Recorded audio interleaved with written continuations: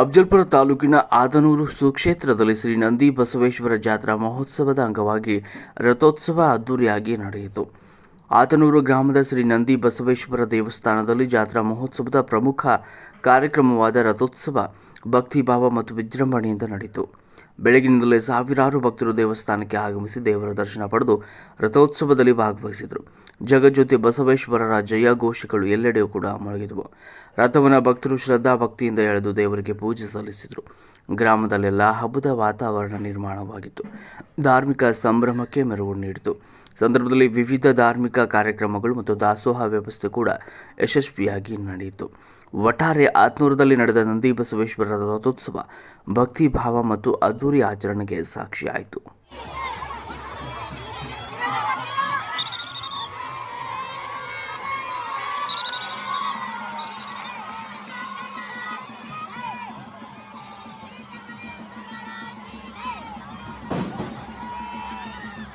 ಅವರು ನಮ್ಮ ಕಮಿಟಿಯ ಅಧ್ಯಕ್ಷರಾಗಿರ್ತಕ್ಕಂಥ ಅವರು ಕೂಡ ಕಮಿಟಿ ದೇವಸ್ಥಾನ ಬಹಳ ಆನಂದಪಟ್ಟು ಬಹುಶಃ ಅವರು ನಿನ್ನೆ ಬಂದಿದ್ದ ಬಹಳ ಸಂತೋಷ ಆಗ್ತಿತ್ತು.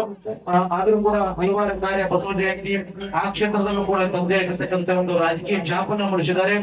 ಈ ಒಂದು ಸಂದರ್ಭದೊಳಗ ಅವರ ಏನು ಉದ್ಯೋಗ, ವ್ಯಾಪಾರ, ರಾಜಕೀಯ ಎಲ್ಲವನ್ನ ಇನ್ನೂ 10ರಷ್ಟು ನಂದಿ ಬಸವೇಶ್ವರ ಎತ್ತರಕ್ಕೆ ಒಯ್ಯಲಿ ಅಂತ ನಾವೆಲ್ಲ ಚಪ್ಪಾಳೆ ಮೂಲಕ ಅವರಿಗೆ ಶುಭವನ್ನು ಹಾರೈಸೋಣ. ನಂದಿ ಬಸವೇಶ್ವರ, ಗುರು ಬಸವೇಶ್ವರ ಒಂದು ಆಶೀರ್ವಾದ ಇಲ್ಲಿ ಅಂತ ಅವರಿಗೆಲ್ಲ ನಾವು ಹಾರೈಸ್ತಾ ಈ ಒಂದು ಪ್ರಶಸ್ತಿ ಪತ್ರವನ್ನ ಈ ರೀತಿಯಾಗಿರ್ತಕ್ಕಂಥದ್ದು